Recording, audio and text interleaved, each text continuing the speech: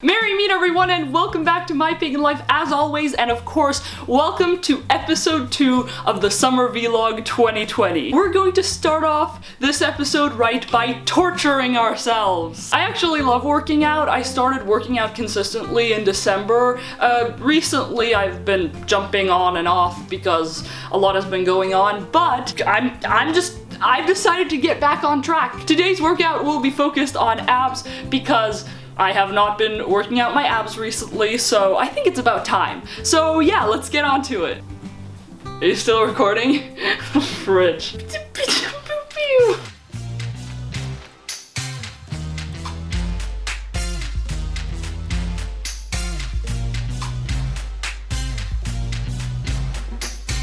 Oh, ow. Oh. You okay, Maya? Does it look like I'm okay?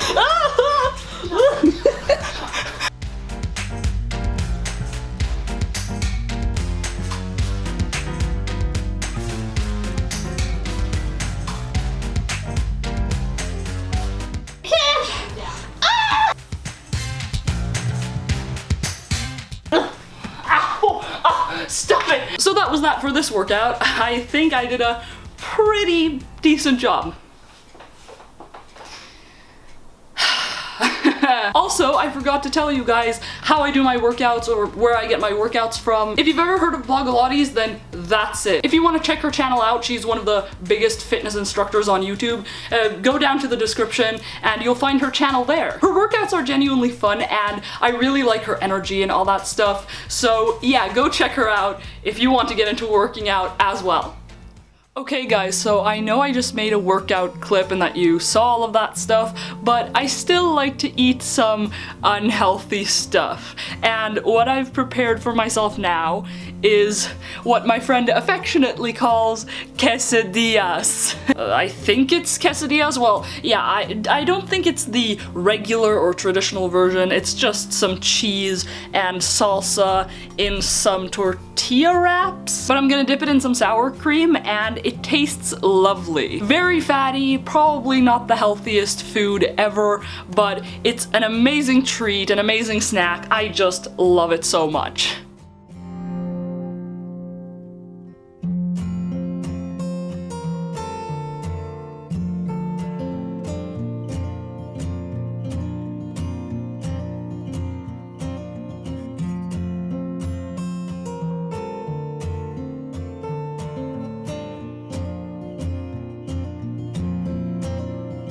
Yo guys, we're back at it again with Kitty Moon's Corner, the magical segment of every single Summer Vlog 2020 episode. I published a video very recently where I talked about the 5 steps to casting a spell, and I also shared with you guys some of my favorite tips that have brought me even more success in my craft or in my spell casting. But as nice as it is with useful tips and getting an overview of the process in general, it doesn't change the fact that if you don't know how to write a spell, then how are you going to get through the process of writing a spell? So I've got my trusty shoebox right here, which I'm going to place on my lap, and then I'm going to place this computer or this laptop on top of said shoebox so that you can see my computer and see me working at my document as I speak to you guys about how to write a spell.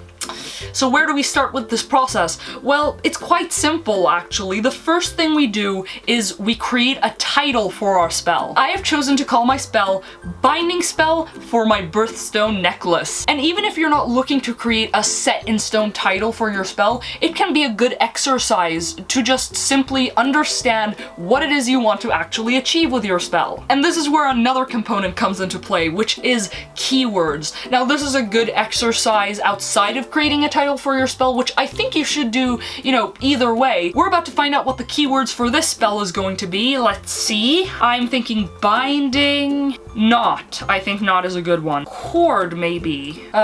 Eternity. Good one. Eternity.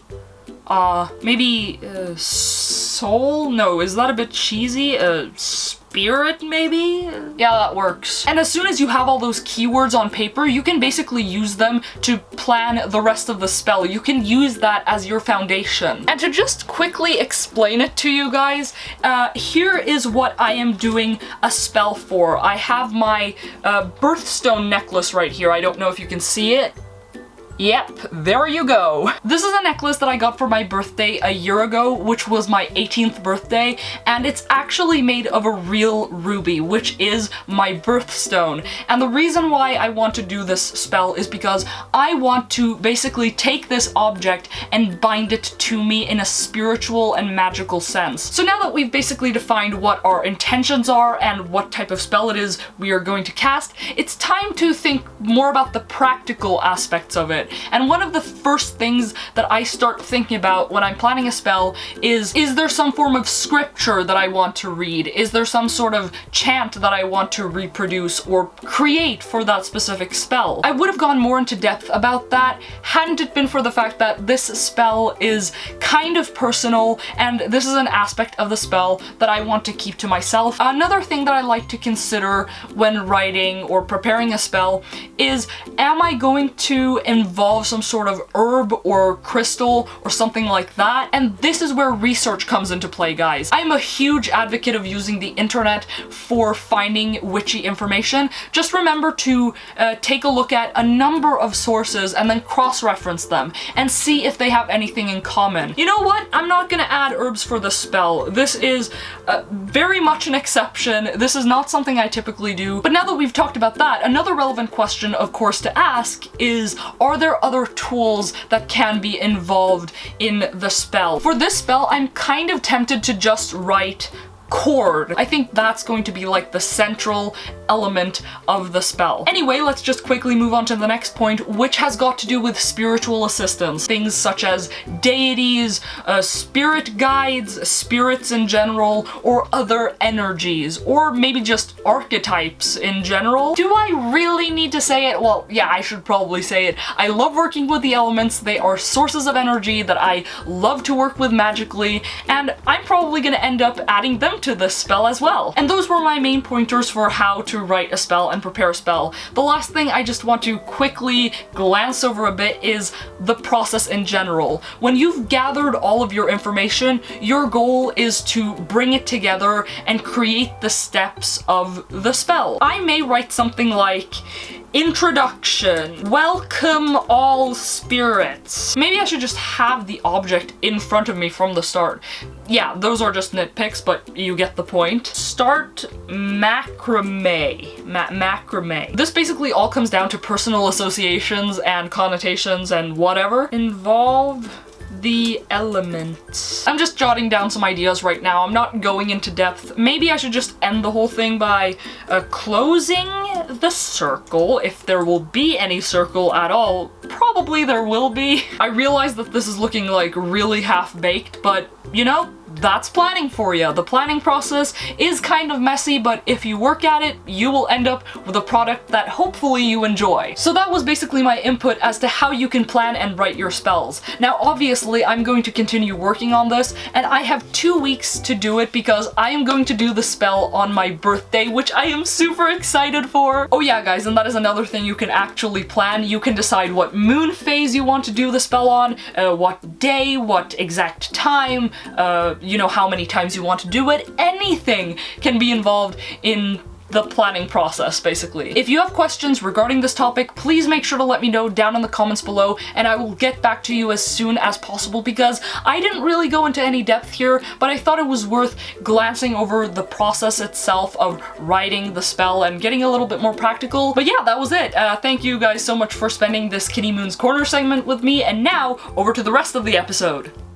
Alright, so I'm making this video clip because I just want to share something kind of weird, kind of like random with you guys. Nothing too deep, nothing too important, but I thought I'd talk about it because I've been thinking about it a lot recently, and why not share it with you guys? So, as you guys know already, I make content, and there's a lot of thought that goes into making the content, but I also think a lot about my approach on the channel, like not just how I make content and how much I upload, but my approach to everything I do on the channel. One of the things that I easily start thinking about a lot and worrying a bit much about, it sounds weird, but it's this. Oh my gosh, do I answer my subscribers a little bit too much? I think it's clear to a lot of you guys that I love interacting with you, I love talking to you. Whenever you write a comment, I answer that comment. I almost answer everyone. The only time when I do not reply to a comment is if the video that is being commented on is very old, or the comment is very generic and short, or there is some other kind of reason like that. But if someone's asking a question, or they're commenting on a very recent video, or they're making a point of some kind, I tend to answer people when they come with comments like that. And that does mean that I end up talking to a lot of the same people, and I think that's genius. I think it's great that people come to my channel and they find a community that they feel like they belong to or belong in, and then they stick to that community. But sometimes I get self-conscious and I think, do people actually want me to reply to their comments? I mean, I love it, but what do other people think about it? I don't know, guys. This is just one of the random thoughts that I tend to have. If you guys have some input on my approach and all that stuff when it comes to this channel, if there's something I can do better or whatnot,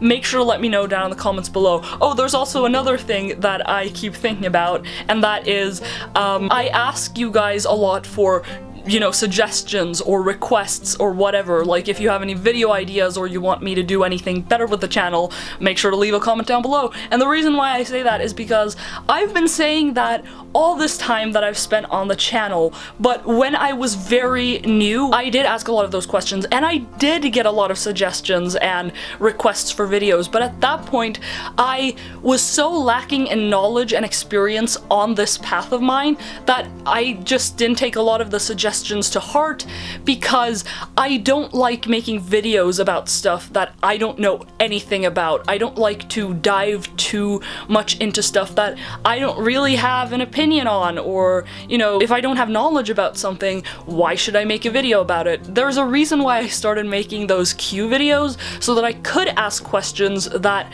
were requested as like a video. But I think that a lot of the reason why I ask you guys so much for video suggestions now these days is because I want to make up for all of those requests and all of those suggestions that I never ended up doing, or that I ended up doing many years after they were suggested. So now you guys know a little bit more about me and the things I get self-conscious about when it comes to this channel, and some things that I just think a lot about. So if you have any thoughts on that, or you actually do have some more requests and suggestions that I might have missed, or that you just think would be interesting for me to know, make sure to let me know down in the comments below. So yeah, those were my 2 cents of some random stuff for today. Anyway, I'm newly dressed and I'm ready to go outside to run some errands, so allow me to run some clips for you guys, telling you guys a little bit about where I've been and what I've been doing this week, and telling you a little bit about where I'm about to go right now. So yeah, let's roll. One of the first things I did this week was to get out into the beautiful sunshine,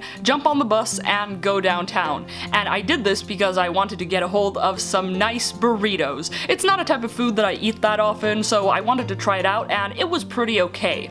Another snack I also had was this ice lolly, or do you call it ice pop? I don't know, what do you guys call it? And then sometime later, I went out with my mom and we went down to the local city center, and the first thing we did was to enter a bookstore, and after prancing around that place a little bit, we actually went to a bakery. And oh, I just love the bakery. I love buns and stuff like that. Just look at that beautiful selection of treats. So we got ourselves some good stuff, and I gave some of it to the birds. Yeah, I know, I'm a sucker for animals, but yeah, I just really had a good time.